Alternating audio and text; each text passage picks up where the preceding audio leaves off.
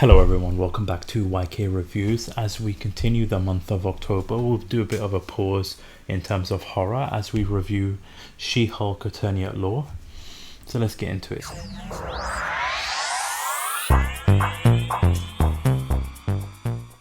Now, with She-Hulk, I'll be honest, when I first initially heard about this, I was a bit excited. I love looking at the Hulk and seeing his storyline progress in the MCU, and so I was excited to see what they were going to do with it. After watching the whole season though, I've got a bit of mixed feelings towards it. Like, I'm not hating it. I don't think it's the worst MCU show that they've ever produced, although I'm not in like the high end of this is great content, this was thoroughly entertaining. Like, some episodes were great and I really enjoyed them, other episodes not so much, so I'm kind of like in a mixed bag of things when it comes to this actual show.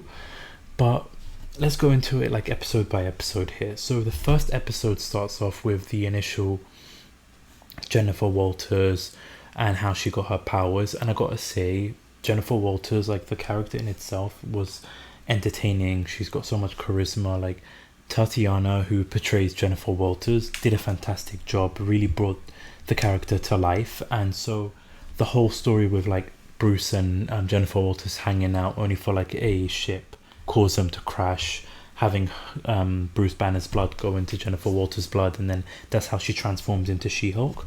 I loved that. I loved the origin of it, and I'm so glad that they went for the first episode being the origin episode and not saving it for like a later episode down the series. So I love how that she gets her powers. Bruce basically takes her to this remote little island place, a secluded area where you find out that this is Bruce's lab. This is what he's been working on during the blip, how he became Smart Hulk by combining both of these together, and we find out that this is the lab that he was using to work on that. So throughout the first episode too, like, I liked what they did with it. I really enjoyed the interaction Jennifer had with Bruce. The chemistry was right there. I really liked the little touch of Iron Man, like Tony Stark and Bruce Banner, like the little initials on the table. You can see that they work together in this lab. I like the little training montage of Hulk and She-Hulk, like, working together. The only criticism I have is when it comes to like She-Hulk, how quickly she was able to like adapt to her powers, no struggle, none of that kind of stuff. And it's nothing against like Tatiana or nothing against her character in itself, but I just wish that they had like more development and like more struggle, because she was able to overcome like the mental aspect, the physical aspect. Like, I wanted more of a struggle with it, because even when Bruce was trying to explain to her like the struggle that he had to go through, it was kind of like brushed off by her, and she explaining that she doesn't want to be a superhero, she just wants to go live her life, and Bruce trying to explain this to her, letting her know like the ramifications of becoming a Hulk. That I have no problem with. Like, I get that she doesn't want to be the superhero, she doesn't need the advice, but like, for her to be able to overcome everything so quickly in terms of like strength and all that stuff, I just wish that was developed a bit more. But I really enjoyed the fight between them, the way Hulk versus She-Hulk, and I loved the like the clap that Hulk did on She-Hulk, which she replicated at a later on part of the series. So I really enjoyed that aspect of it, and I think the fourth wall breaking has spread out throughout the whole show. I really liked the little parts of it here and there, so I really think it was a strong opening episode. The ending of the episode in itself, when you have Tatiana breaking into the courtroom, and the editing and just like the whole act of that whole courtroom ending was just very weird and like felt very unfinished, I have to say. So that was probably the main nitpick I had of the show, like that whole sequence in the courtroom. But that was basically the first episode, and it was, like I said, a strong, solid first episode, and one that I really enjoyed. And so then we get to like the second episode, with the second episode dealing with the ramifications of what happened in the courtroom, like her being exposed now, everybody like coming up with the name of She-Hulk, her basically getting fired from her job due to this, the court case being declared as a mistrial, and because of like the jury favored She-Hulk for saving their lives after Tatiana threw a bench at them. So then all of this, you see like what's going on with that, what's happening now after all of this takes place, her being in the spotlight, and now she gets hired basically because she gets fired, and then very soon, quickly, she gets hired by the firm that she was fighting against in the courtrooms, the JLK&H firm, basically. So they want to hire her, and they don't tell her the reason why, but like once she gets established, they want her to be She-Hulk throughout her role. She's going to be like leading the superhero law division in that firm, and her first case is representing Abomination, Emil Blonsky, basically. And I was genuinely excited to see like Abomination in this series. After seeing him in Shang-Chi, I was really excited to see what they were going to do with it, and I've got to say, it kind of left me a little bit disappointed, like seeing his transformation, basically. Like, I like the valid points that he brought up, how he like was dosed with the super soldier serum, how he it wasn't his fault that he like caused havoc in the Hulk movie all the way back in 2008, that it wasn't his fault, but like he gets the ramifications, he gets to be in jail and all that stuff. I like that, but I just felt like they missed a great opportunity with the Abomination. They missed a great opportunity with Emil Blonsky, and now he's just like this reformed person. You see like the impact that he's had, and I liked that they did the callbacks to the whole group. Jennifer Walters basically saying that she can't represent him because of like the history that she has with her cousin and Emil Blonsky, Abomination, but the firm doesn't care, and they still want to represent it. And then you also get the introduction of like Nikki and Pug, which two characters I thoroughly enjoyed and really grew to like them as the show progressed. I thought they were great side characters and really like came into their own element. But so far, like each episode, they're very short. It's kind of like a episode that's kind of contained in its own storyline, so you don't really get much of like a continuation of the storyline, if that makes sense.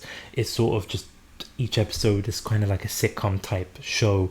Each episode has its own contained storyline and then gets resolved at the end of the episode. So the second episode, you've got like Emil Blonsky. You find out like there's footage from the Shang-Chi movie with the fight with Wong, having that being brought up. So like Jennifer Walters has to now try and like help Emil Blonsky with that case to try and get him like out of prison, basically. So that's the second episode. So then you move on to like the third episode, and I'm just gonna get the post-credit scene out the way right now. I don't know what they were thinking with that. I really don't understand, and it's kind of like adding fuel to the fire with like all the people hating on this show. This post-credit scene really didn't help. For me personally, I have no idea who Megan Thee Stallion is, and having her and She-Hulk twerking at the end, I really don't know who came up with that idea or why, and you just put a whole bunch of memes out because of that. I really don't get that post-credit scene. And this episode too, I really didn't enjoy this episode. Like, this episode so far, out of the 3 that I watched on a week-to-week basis, this one, it was really difficult to get through because the subplot, like you have Jennifer Walters' plot, which we'll get into, but then the subplot is of Jennifer Walters' old colleague from the old firm comes and says that he wants to sue somebody because there's this Asgardian elf that posed as Megan Thee Stallion, and so he wants to sue her. And you have this plot like with Pug and taking on the case, and this Asgardian elf basically going into the court scenes, like going back and forth. And even like the court scene in this episode is in particular, like I don't get the logistics behind it. I don't understand. There's no realism in it. You've got this imposter or this elf dwarf impersonating people. They literally go up into the judge's desk or chair and start imitating the judge. Basically, in real life scenarios, that is an offense in itself.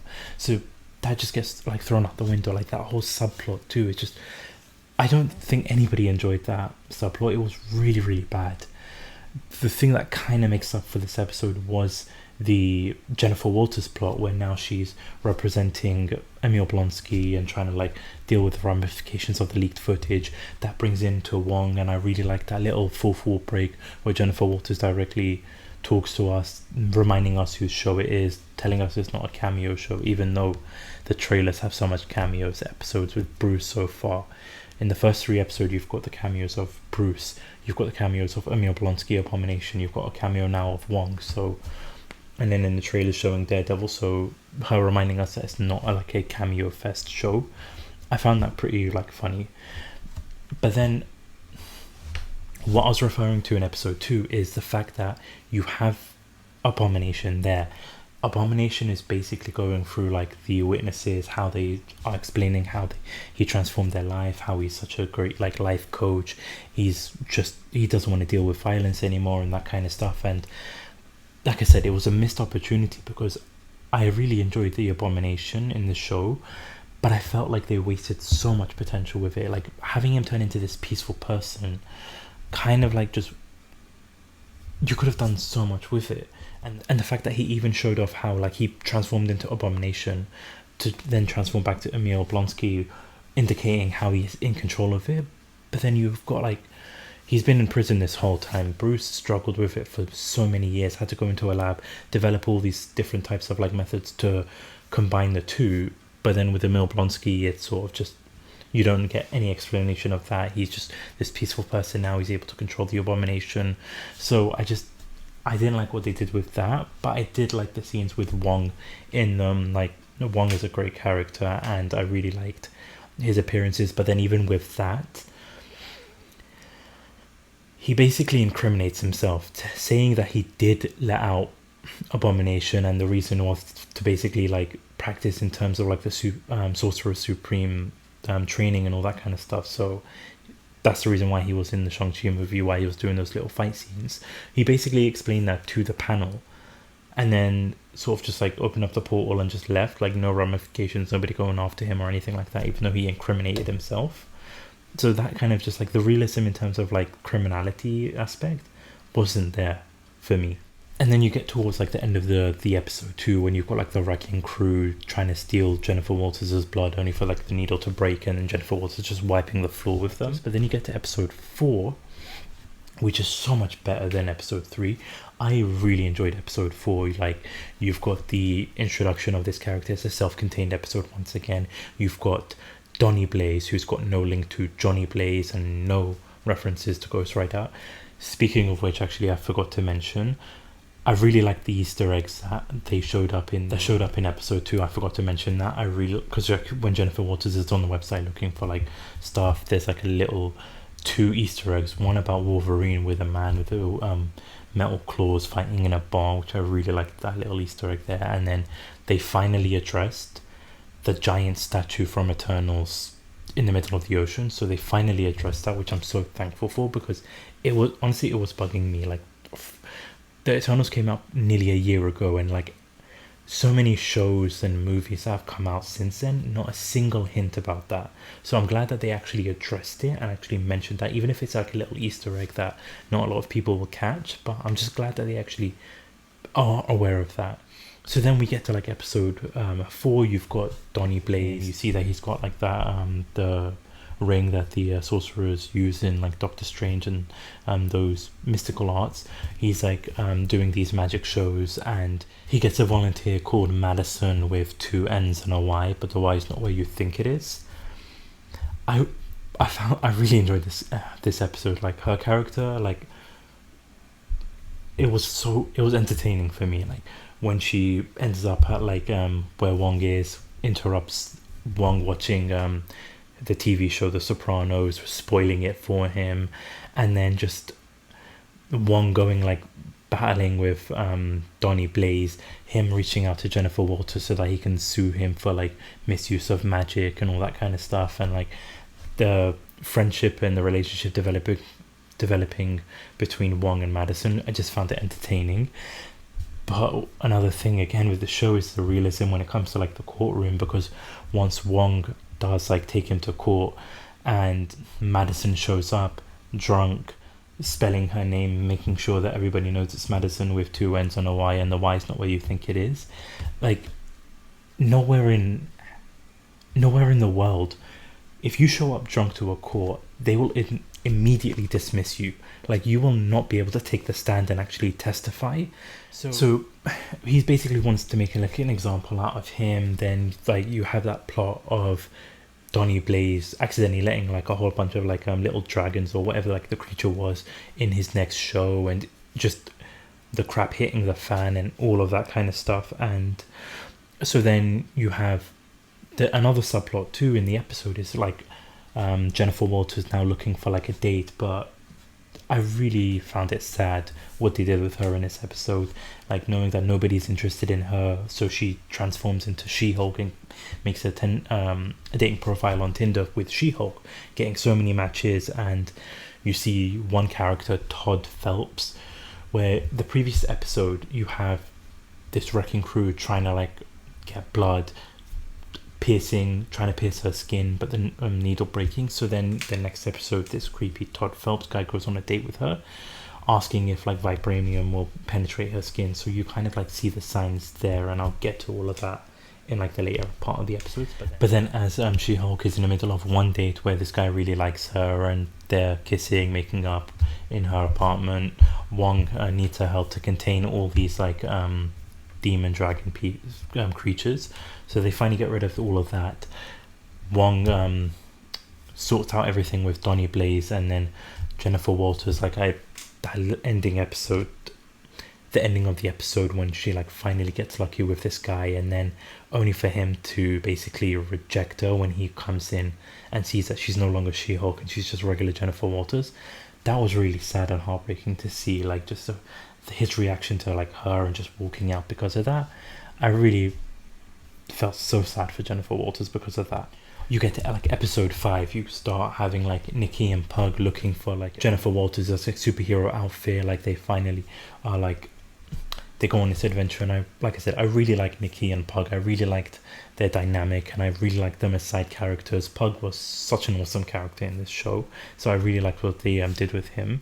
Even like his little interaction with Nikki, telling her about his like little shoe collection, seeing him hold Thor's hammer and Captain America's shield, was just so funny. But then like the main plot of the story is basically Tatiana is suing Jennifer Walters for using the name She-Hulk since she trademarked it. So you have like the little courtroom scenes of them, She-Hulk, Jennifer Walters basically figuring out that like even though she never wanted the name, she still used it before all of the trademark, and the only way to like win the case was to get all the guys that she went on dates from in the previous episode in the courtroom. And like once again, like you just hammering it down how that guy from the previous episode was not interested in Jennifer Walters, only interested in She-Hulk. And like when it pans to the camera of just She-Hulk sitting there, like her face, that I found really like sad to see and really heartbreaking, to like really hammer it down that like nobody's interested in Jennifer Walters, they're only like She-Hulk.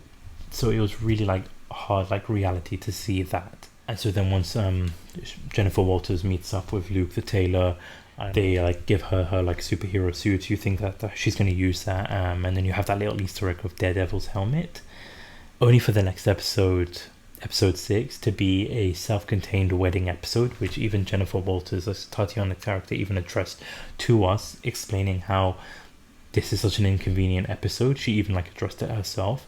So you have like a wedding episode basically. And so with the wedding episode, the plot of it is she comes in dressed as She-Hulk, only for the bride to like want her being as Jennifer Walters, throwing all these mundane bridesmaids tasks at her meeting this guy called Josh and actually like developing a good relationship with him, only for Tatiana to come and like interrupt the wedding, taunt Jennifer Walters. And for me, this one felt more earned than the other like interactions. Like the first episode with Tatiana was just so random and weirdly edited, and then the whole suing and all that stuff. So like you built that so that this conclusion of this fight, when Tatiana and like Jennifer Walters like fight each other and Jennifer Walters damages Tatiana's face, I like that. Like I felt like that fight was earned because of what was developed in the previous like episodes in the previous series, but I still felt like this was slightly like a weaker episode compared to like the other ones.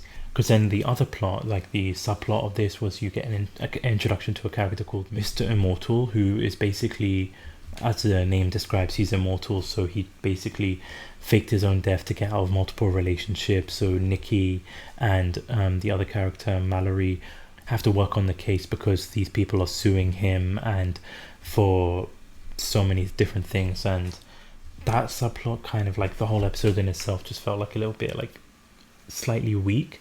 I liked what they did with Nikki's character. Like Nikki came off really strong and intelligent with like the solutions she came up with to try and like resolve the issue and make everybody happy when it comes to all the people that are suing Mr. Immortal, and Mr. Immortal having to like apologize to one person, pay another person this amount. So I liked how Nikki was like portrayed in this particular episode. And but as I mentioned, this episode felt like a little bit weak. So then you like move on to like the next episode. In the next episode, you've got Josh from the previous episode. They start going on dates, texting each other, going out to dinner, all that kind of stuff until finally Josh gets himself some. And the next day she texted him nothing, so you got like a little like montage of a couple of days go past. He basically has ghosted her. That little scene of like Miss Piggy breaking the jail cell, I just found that hilarious. So as she's waiting for Josh to text her back, Emil Blonsky's parole officer contacts her wanting her to come with him because he thinks that Emil broke his his parole, turned into the abomination. She goes and checks, everything looks fine with Emil Blonsky. These characters crash into her car and now she has to stay at this resort where Emil Blonsky is, basically showing how much of a peaceful character he has become, how he's helping these people, trying to like overcome their demons, that kind of stuff.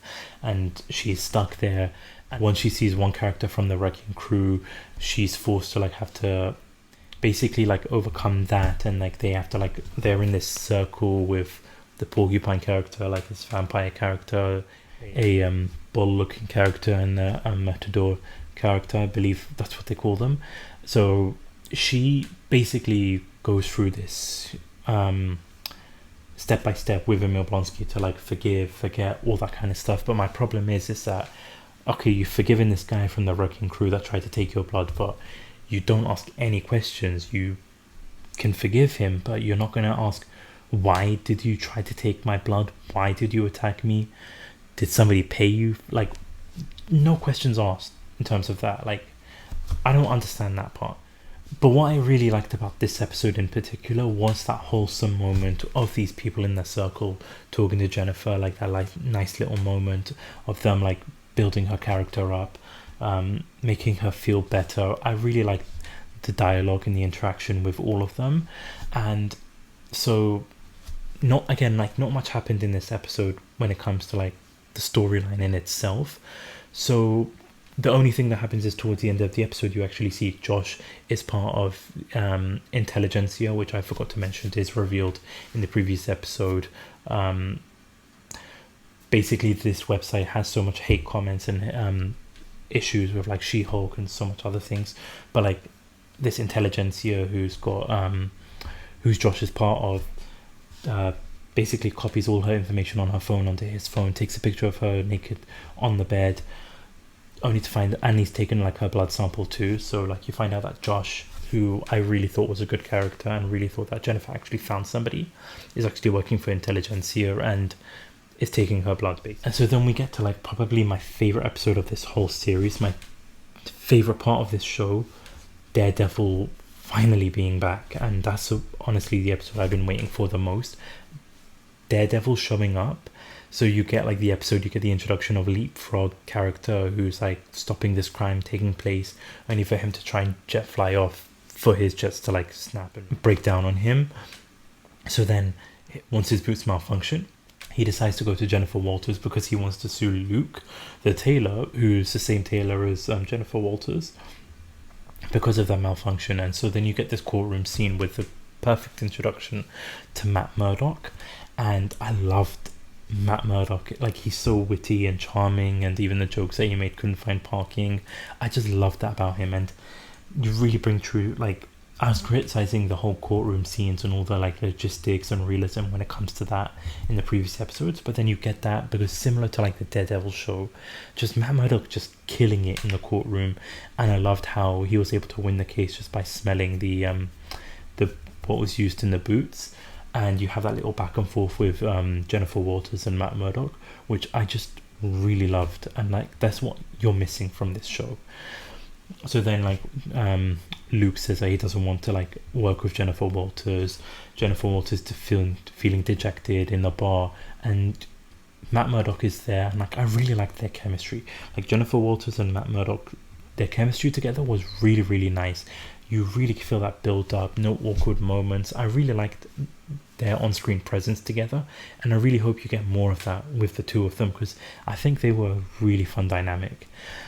So then like after this, Matt Murdock gets called away. Jennifer Walters has like this little scene with that Todd Phelps guy, basically wanting to he bought this Wakandan spear for $1 million, but the Wakandans want it back even though it's technically his property, and like you can tell straight off the bat like he's going to be the main villain. Like, and this is a spoiler review in itself, so like if you've watched the show, you know who the villain is in the final episode, but all the hints were there. Like you could tell straight away, like you could tell right off the bat he's going to be the one behind Intelligentsia and stuff. So like this sort of hinted at it, like him buying the vibranium, him hinting in the early episodes about like She-Hulk's skin and stuff like that.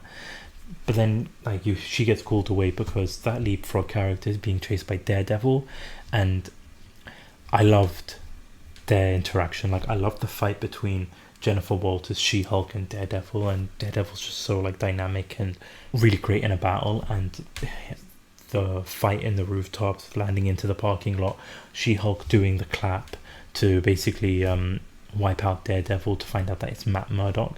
And I love the little line questioning his blindness because of this, and such an iconic moment when she asks, Gold Devil. I'm Daredevil. With the Daredevil Netflix theme playing in the background. It gives me goosebumps, and I was smiling from ear to ear. And so then you get like the continuation. You have basically She-Hulk and Matt Murdock working together, finding this like little warehouse that Leafrock is holding Luke in. And I really liked how like Matt Murdock is telling her how he can hear everybody's heartbeats, how many people there are there. You get the iconic hallway corridor fight scenes with like Daredevil just beating the crap out of like these people, and you hoping that it's extended even further, only for like Jennifer Walters to like come crashing down and like destroying the rest of the crew. Then them little like going back and forth during the fight scenes as well. It was just such a fun episode. It was really, really great to see. And then you finally get them like hooking up and getting some, but then that little walk of shame with Daredevil. I know everybody was worried about how they were going to treat Daredevil coming from like Netflix, but I thought they did a really good job. I thoroughly enjoyed Daredevil in this episode. He wasn't too campy, too jokey, or anything like that. It was just a perfect amount for me, and I loved seeing Daredevil in this episode. And then you think the episode's finished, only for Tatiana, like Jennifer Walters, even like saying, "Oh, you're still here," having those little Easter eggs about Red Hulk, and like Nikki having those little claws as like Wolverine claws, like those little Easter eggs. And then you go to like the next scene where it's a gala, and Intelligentsia finally exposing Jennifer Walters' She-Hulk on the big screen with all the text messages, the screenshots, the pictures, all that stuff on the big screen, where She-Hulk finally loses her temper and just goes crazy, scaring everybody. And it's exactly what Intelligentsia wants. So you cut to like the final, and bear in mind too, like as I mentioned, each episode is very, very short, and so for the finale it was only like 32 minutes, I believe it was. And in terms of the final episode, I still got mixed feelings about it. Like the episode starts off with the 70s type intro on She-Hulk, and then you get like the aftermath of what happened in the previous episode. You've got She-Hulk here basically in the cell where Abomination was being released, because the only way to be released is that if she doesn't ever use the She-Hulk persona. So then she obliges to that. You see like the ramifications of that. She loses her job, she loses her apartment, she moves back in with her family. Nikki and Pug are trying to like see what's going on, like trying to do some investigation. She-Hulk, Jennifer Walters, basically going through the right path and trying to find who is behind this so that she can sue them instead of acting out. And you've got like Nikki helping her out at the mum's place. There's a video of like Jennifer Walters dancing that her mum had, that Nikki uses to post online so that she can get into intelligentsia, which I thought was a brilliant idea. So like, this is what I mean with Nikki, she's very smart and intelligent. So then she sends Pug to this like group session thingy where you've got intelligentsia, with the big reveal of Todd being the person behind this as predicted, and I think everybody predicted it, and everybody just like complaining about MCU, annoyed about female Thor, annoyed about She-Hulk, all that kind of stuff. And I'll get to all of that stuff at the end of this review, but like, after all this, you have Abomination coming in doing a talk. You think that he's like part of it, but you find out that he actually had no idea. He just does these talks. And then just a mess of like the scene having Todd turn into this Hulk version of himself, Bruce Banner coming in fighting with Abomination, Tatiana crashing through like crashing through the wall, and just you have no idea what's going on here. Even Jennifer Walters like addresses us asking, is this a finale we want? And I did not want this finale. It was a cluster of a mess of a finale. And when like everybody's just appearing, like Abomination, Hulk, Tatiana. So then you now get the biggest fourth wall break I think I've ever seen, where she, like, you have the Disney Plus menu coming up, and her going in looking for like the Marvel Studios. Now the Marvel Studios is now canon to the MCU, going into the writer's room, and just even like them making fun of themselves for like the writing in the episodes, telling them what a terrible finale this is, them even like confirming like, oh, this is what a typical MCU show is supposed to be like. I like that they even like addressed that and making fun of that, and her wanting to speak to Kevin. I really genuinely thought we're gonna have Kevin Feige in the actual episode, only for it to be like this robot version of himself. I really like the little joke about the CGI that they it's too expensive for them, and they want to just talk to her as Jennifer Walters instead of She-Hulk. What cracked me up was the line where she's asking about the X-Men. Stop. Oh, and when are we getting the X-Men? I cannot tell you that. Her having this like conversation with him, trying to fix the episode, fix the finale, and so you get all of that, and then it jumps to like Todd getting arrested, Emil Blonsky going back to prison, Daredevil showing up because that's what Jen wanted. The problem I have with this is like, as fun as the fourth wall breaking was, and like back and forth with the writers and the MCU studio and all that kind of stuff, as funny as it was, I felt like the finale had like no meaningful purpose. Like, I enjoyed most of the aspect of the show in itself, but just like the development and the character arcs, like Todd basically ruined her life, but then like you see him getting arrested, so like nothing really like monumental happened, or the story arc developing. Like Abomination sort of gets like a character development, character arc, but it's just like sent to prison, and then you see that post-credit scene of Wong picking him up and taking him to wherever. But like everything that was built up in like some of the episodes was just kind of like, wasn't really like shown or anything like that. It was sort of just like quickly finished and quickly wrapped up, and that's what was frustrating for me, is that like the first part of it with everything going on, and then you have the fourth wall breaking. Like, if you're gonna do all of this, at least stretch out the episode more. It's not 32 minutes, and cool, you like, it's funny with the fourth wall breaking, but then like I said, like nothing really meaningful happened in the episode. Daredevil showing up, having a little dinner with her family, Hulk returning with his son, which I think everybody like was expecting, and I'm hoping the design does get better as it improves. But I'm really excited to see like the storyline that they're going to go with for Hulk, and I really hope to God that there is going to be a Hulk movie, like the rights and everything gets sorted out for there to be a Hulk movie, because I think he thoroughly deserves it.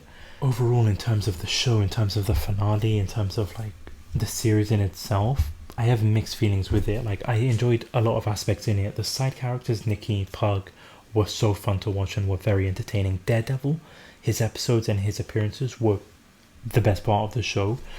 Tatiana's character, Jennifer Walters, was charismatic, entertaining. She was a great character and was really built well. But some of the subplots, like the dwarf, the Asgardian dwarf elf, the Mr. Immortal, what was done with that. Some episodes, not a lot happening in that, and then like them addressing some of the like issues with when it comes to like people's opinions, like the woke community and all that crap. I just felt like they didn't need to do that. They didn't need to address it so heavy-handed. Like, you could have addressed it, okay, in the one episode when they're bringing up all like the issues that people have with like She-Hulk and all that kind of stuff, but then to just go heavy hand on it was just felt really, really, really unnecessary. And it's, I know a lot of people are just going to put it at the bottom of the list, and it could have just been dealt so much better.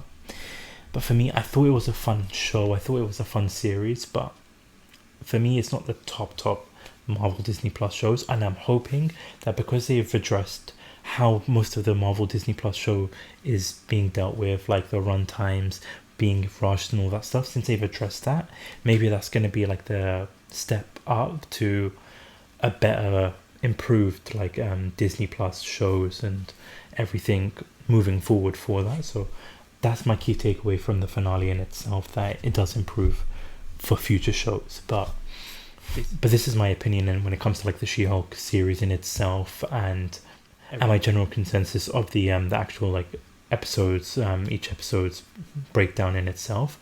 If you've seen the show, if you've seen certain episodes and just stopped watching, let me know down in the comment section below what you thought. Did you hate it? Did you love it? Are you in between? What you thought of the finale?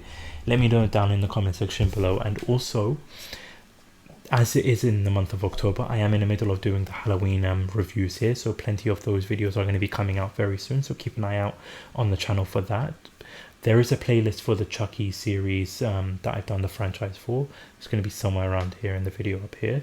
And then the, like I said, the Halloween videos, my latest one of this Halloween 3 is around here somewhere as well. So keep an eye out on the channel for Halloween 4, 5, 6, Rob Zombie's 1, H2O, Resurrection, and then the most recent ones.